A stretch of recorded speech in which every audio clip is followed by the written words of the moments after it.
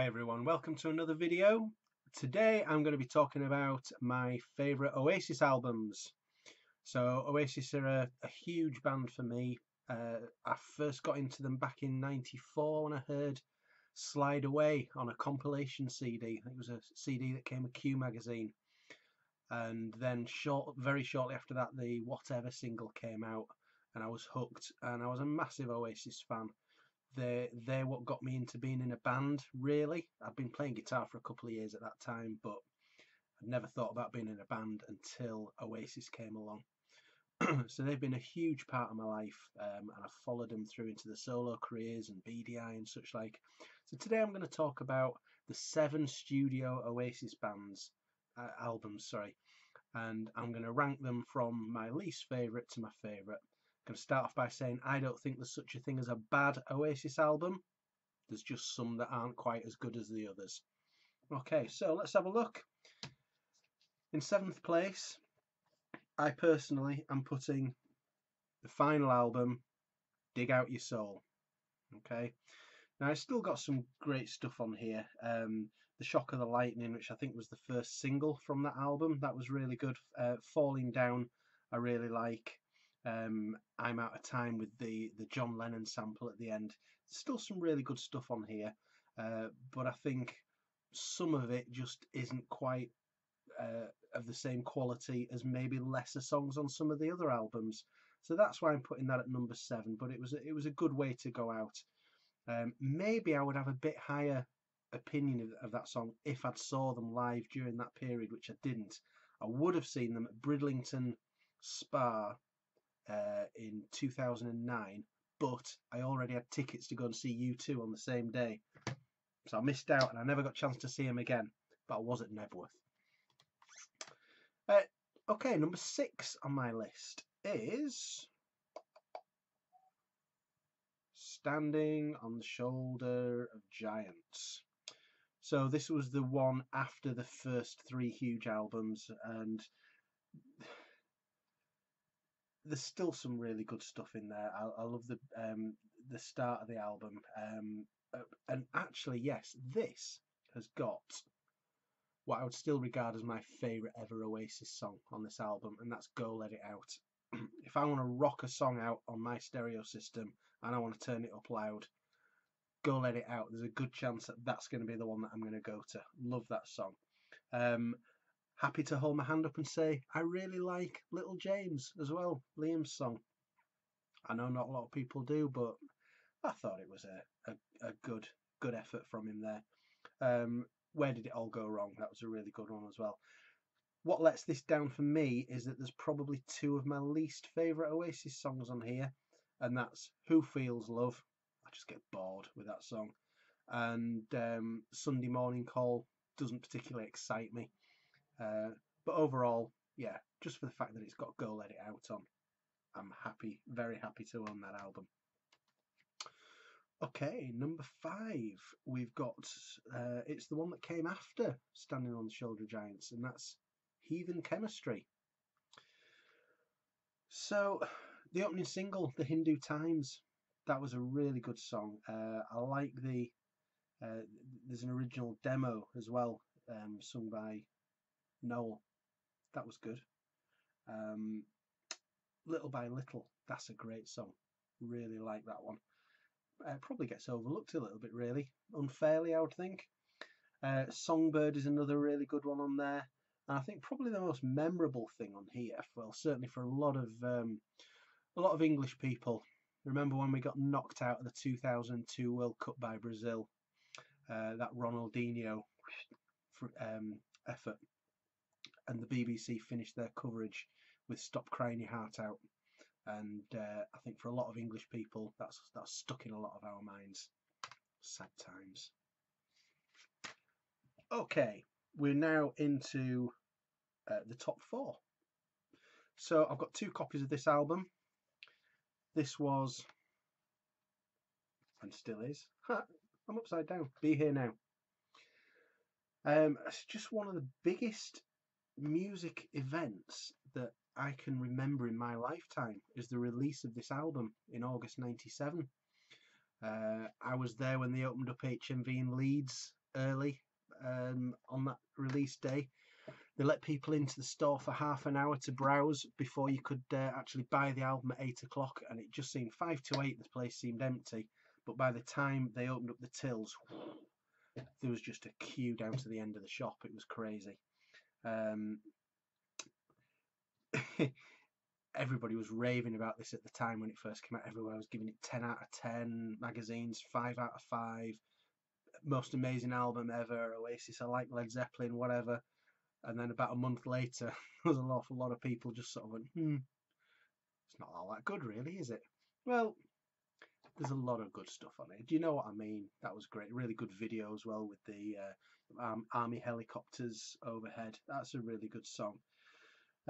Stand By Me, just a good, straightforward, simple Britpop song, but you know, it's another Noel classic. Fading Out, that's good. Don't Go Away, All Around the World. I mean, yeah, they could have shaved 6 minutes off that song, couldn't they? And it didn't really need the reprise at the end. But overall, it's just what an event that was for that album coming out. So I've got the original CD. That is the one that I bought in August '97 on the day it came out, and then this was the sort of deluxe version that came out in 2016. Disc 2's got various B-sides and extra tracks on it. There's some good B-sides on this album as well. So Stay Young, that was good. Going Nowhere, yeah, that was a good song as well. So that's my number 4. My number 3 album is going to be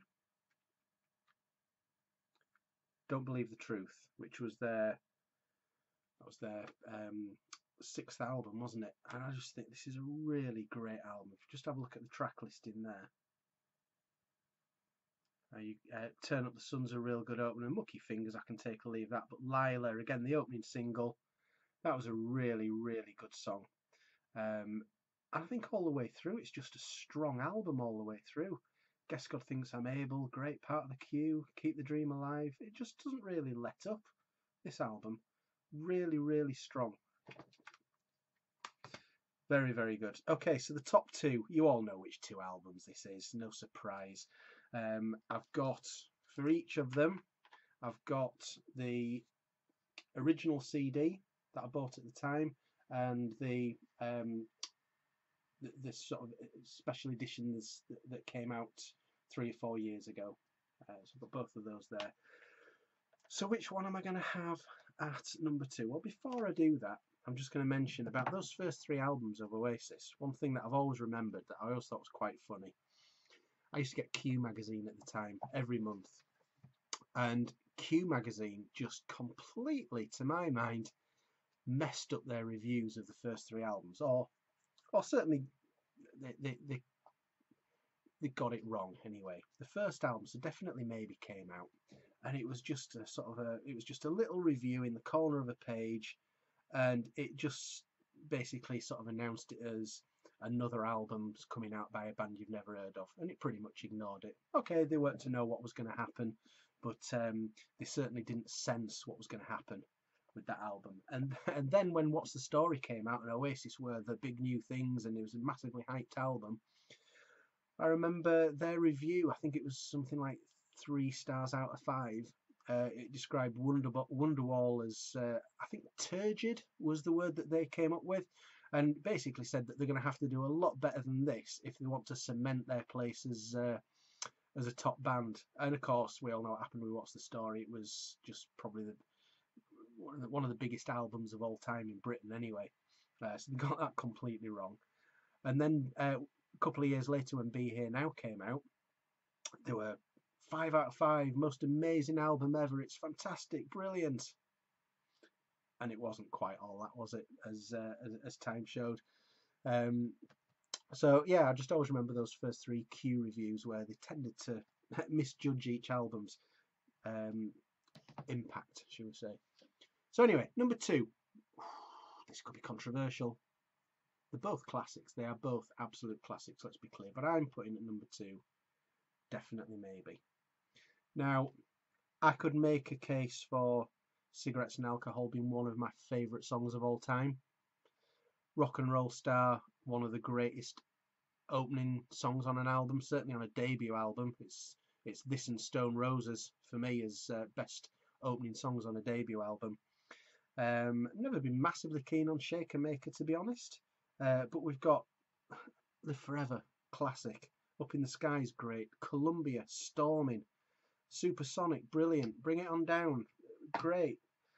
Slide Away, I mentioned that was the first Oasis song that I knew, and that's a cracker. And I love Married with Children at the end. That's a great way to finish off the album. And I've always thought, I don't know whether this is a common opinion or not, but I've always thought that Noel wrote that knowing, I thought he wrote it about Liam, sort of slagging Liam off, knowing that Liam would have to sing it. I don't know whether that's true or not. That's just how that song's always come across to me.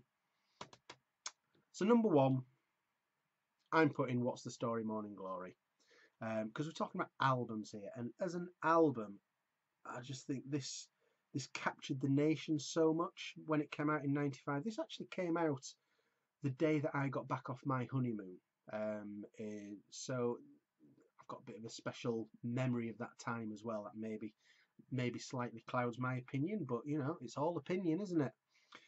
But when you've got an album that has got the likes of Roll With It, Wonderwall, Don't Look Back in Anger, Some Might Say, Cast No Shadow, She's Electric, Morning Glory, Champagne Supernova, that is ridiculous. For one man to have written all those songs on his second album. Most bands struggle on the second album because they've put out all the good songs on the first one and they haven't got any left for the second album. Or they're not capable of writing any more great ones for the second album. Noel Gallagher put all of those on the second Oasis album, and that to me shows why he is an absolute genius. One of the greatest songwriters that this country's ever produced, in my opinion. So there you go. That's my ranking of the Oasis albums from least favourite to favourite. I'm sure some of you will disagree with what I've put. If you do, or if you agree, just let us know in the comments and let's discuss it. Thank you very much. Cheers.